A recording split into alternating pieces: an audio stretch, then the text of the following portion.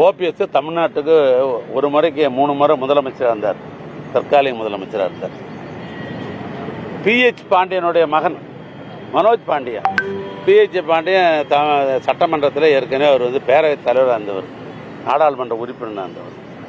இன்னும் கேட்டால் நம்முடைய மனோஜ் பாண்டியன் சிறந்த வழக்கறிஞர், உயர்நீதிமன்றத்தில் வழக்கறிஞராக இருக்கிறார்.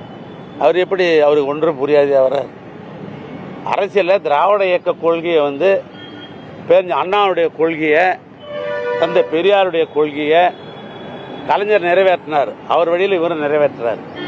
வர்றவங்க என்ன சொல்கிறாங்க? திராவிட கொள்கையை முழுக்க முழுக்க இன்றைக்கே திமுக மட்டும்தான் கடைபிடிக்கிறது, திமுக தான் அதை பாதுகாக்கிறது, அதனால் இந்த கட்சிக்கு வரோம். எடப்பாடி அவர் என்ன பண்ணுறாருன்னா சங்கி கொள்கையை தாங்கி பிடிக்கிறார், அதனால் அங்கேருந்து வரோம் அப்படி தான் சொல்கிறாங்களே ஒழிய இதில் எங்கே பி டீம் என்ன, சி டீம் என்ன, ஏ டீம் என்ன, இதில் வர்றவங்களும் அவங்க விருப்பப்படுறாங்க, கொள்கை ரீதியாக அவங்க ஏற்றுக்கொண்டு வருகிறார்கள். இன்னும் சொல்ல போனால் திராவிட மாநில ஏழை எளிய மக்களுக்கெல்லாம் திட்டம் போடுறாரு, என் தொகுதிக்கு வேண்டிய பணிகள்லாம் நான் கேட்டதெல்லாம் கொடுத்துக்கிறாரு அவர், அதெல்லாம் நான் போகிறேன்னு சொன்னார்.